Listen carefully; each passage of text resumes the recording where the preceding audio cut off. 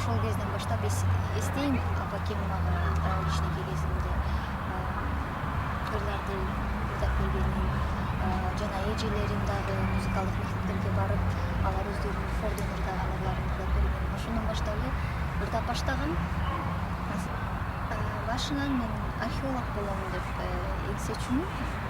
Максатым ошондой болчу. Кийинчерээк эле мен музыкалдык тарапта жөндөн өсүп баштагандан кийин апакем, атам дагы сен музыкант эле болсоң жакшы болмок, Күрүнкеевке тапшырып көр деп айтышкан, сунушташкан.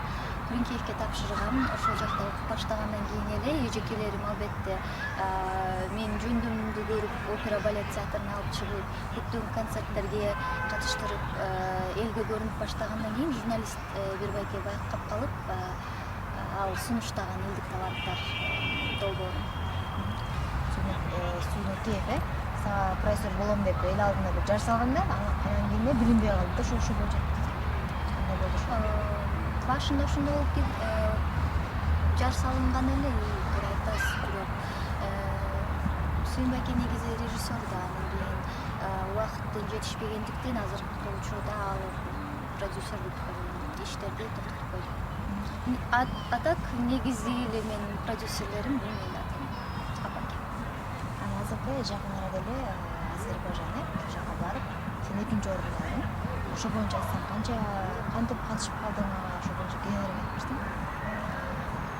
2 жума конкурска чейин 2 жума мурун бизге ошо Салымбеков агайдын жаштар долбоорунан Марат деген байке келип сунуштап калды. Ушундай конкурс бар экен, Кыргызстандан эле катышалы экен, катышып көрбөйсүңбү, жөндөмүңдү сынабайсыңбы, андыктан интернеттен сенин видеолоруңду көрүп сага ишенип жатабыз деп сунушташкан болчу. Алардын сунушу менен эле макулдашып, апам менен ошол байке менен үчөөбүз Азербайжанга кеттик. Акырында ошо финалда конкурска катышып, 2-орундукка ээ болдук. Өзү 20 өркө катышты. Ар бир ырчы өзүнчө бир талант, өзүнчө бир күчтүү жөндөмдөрү болду. Конкуренциядай күчтүү болду деп айтсам жаңылышпайм. Анткени 14 жаштан баштап 35 жашка чейинки адамдар катышкан болчу. Алардын баардыгы өзүнчө бир күчтүү эле.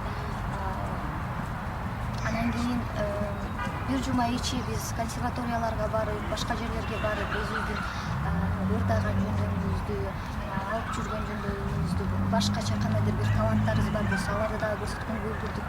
Өзү 25 мамлекет катышат деп айтылган болчу, бирок 19 гана өлкө катышып калды. Ошо эң акыркы финалда 19 өлкө катышып, ырдап бүткөндөн кийин эле голосование өттү. Ошондо эле ошо жеңүүчүлөрдү аныктадым. Мен чыныгы искусствонун адамы болууну каалайм. Ошондуктан азыркы учурда эми чоңоюп тапталып келе жаткан маалда көбүнчөсү элдик ырларга, көбүнчөсү чыныгы күчтүү жанрларга басым жасайм. Себеби менин искусством